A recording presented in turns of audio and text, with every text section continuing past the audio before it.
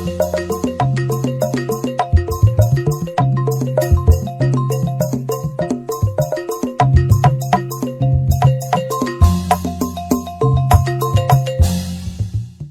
kita masih di Unjung-Unjung dan kali ini posisi saya masih tetap buntuti Pak Bupati yang kegiatan beliau memang lebih banyak disempatkan untuk belusukan, untuk unjung-unjung karena Bupati satu ini memang istimewa.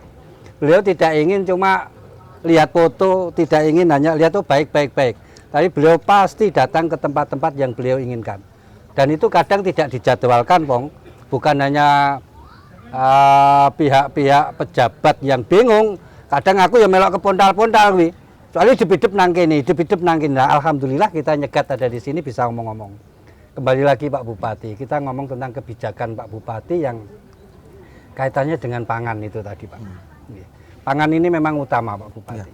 Dan kalau kita salah mengambil langkah bisa-bisa menjadi musibah untuk tingkat kabupaten atau kota itu.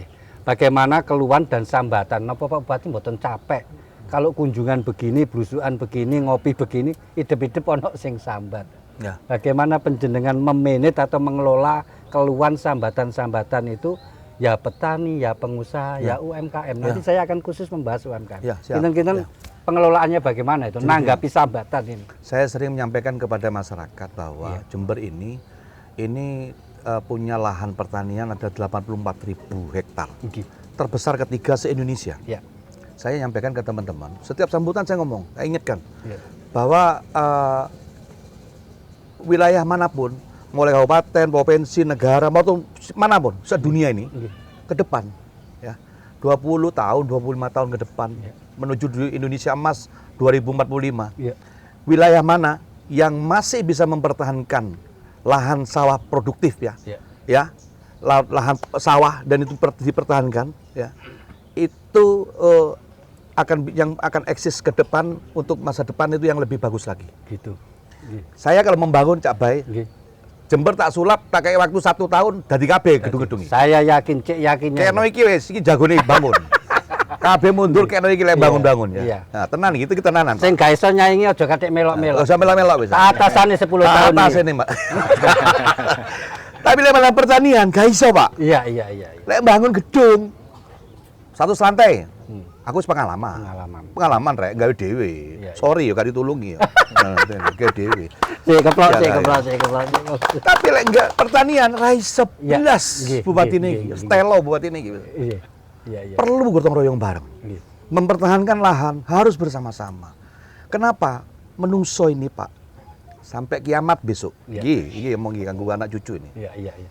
Perut kita ini diisi bukan pakai BBM. Betul. Bukan pakai duit. Dimam duitnya, emas murah, beras, makanan, perut kita. Dan nanti, nanti pada saat evolusi manusia ini ke depan ini, generasi Z nanti ini, generasi Z nanti, itu kebutuhannya adalah pangan. Betul. Kalau pertahanan kita Jember ini bisa mempertahankan pangan kita, luar biasa. Nah, persoalannya saya. Teman-teman pertanian kita pemerintah masih belum bisa maksimal mengendalikan bagaimana petani-petani kita ini bisa dapat harga yang bagus. Itu. Yang kedua masalah pupuk. Ketersediaan pupuk masih menjadi problem besar. Pertengahan pupuk aku gak terlalu repot wis. Tahun depan insya Allah aku tak putus masalah pupuk, beres Jember lagi. Tahun depan kita nggih pabrik pupuk, tak kumpul wong pinter-pinter sak Jember iki. Para petani-petani yang biasa memproduksi pupuk di mana organik, tak kumpulkan jadi satu, Pak pabrik olahan wis. Ayo hasilnya dibagi orang para petani harus bayar. Tani terus gitu kita uji coba. Begitu ini growth dan tentunya biaya produksi menurun, harga bagus, petani untungnya akeh. Nah, duduk masalah untungnya Pak. Ini bukan target saya. Petani untung itu bukan target buat saya. Untung saja, untung aja. Karena orang dagang, orang petani untung rugi biasa. Target saya adalah bagaimana pertanian ini dicintai anak-anak milenial kita. Betul. Anak-anak generasi Z kita yang mau jadi petani. Iki sing penting, Pak. Jan, kula anu tenan. Lah iki wis jadi Cak Bay. Ayo wis.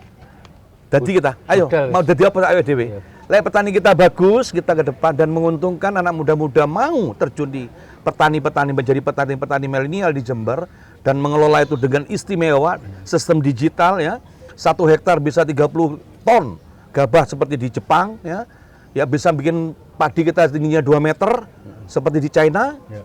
Kenapa tidak? Tempat kita pinter-pinter. Ya, ya. Kalau sudah seperti itu, hidup di Jember podo mbek urip percobaan, urip nang surga nih Gusti Allah nang Jember.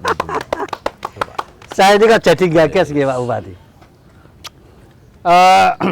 Bupati kok sampai gagas tentang jangka panjang yang sekian puluh tahun yang akan datang. Dan efek ini nyata, bukan hanya ini epok-epok atau ya agaya gitu bukan, tapi hitung-hitungannya tepat dan ini masuk akal. Jadi bukan hanya efek untung petani ini, Pak Bupati ngendikan aku kepingin delok petaniku iku nek di kondangan nang manten numpak Alphard kan, ya, numpak pickup. Betul begitu Pak Bupati. Dan ini bukan hanya ngendikan, tapi beliau sudah mulai dengan kebijakan-kebijakan yang mendukung untuk menuju ke sana.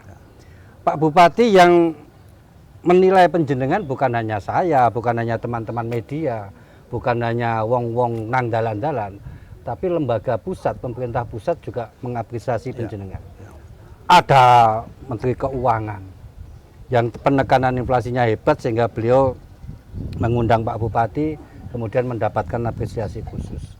Dan saya juga kaget meneng-meneng tibake awake dhewe iki wis masuk di kabupaten digital. Nah itu. Kemudian juga ada lagi yang KPK.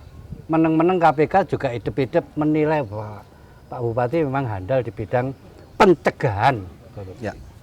Pak, semua itu penjenengan dapatkan sebagai kebanggaan apa kita sebagai apa nih? Ya. Kalau Pak Bupati menilai hal seperti itu. Saya melihat Jember ini ibarat pisau. Jember ini ibarat pisau yang sangat tajam. Kok main-main dengan Jember? Wih, tenan nih. Kalau kita bisa menggunakan pisau yang tajam ini, selesai seluruh semua urusan. Ya. Tapi kalau tidak bisa menggunakan itu, akan melukai diri kita. Ya. Untuk KPK kita kemarin, mohon maaf ya, maaf. Ini bukan masalah Pak Bupati. Semangat dari semua teman-teman, semua stakeholder, teman-teman OPD keren Pak, keren Pak. Apakah memang korupsi tidak ada? Ada, masih ada. 100%? Enggak juga. Tapi kita harus memerangi itu, mengurangi.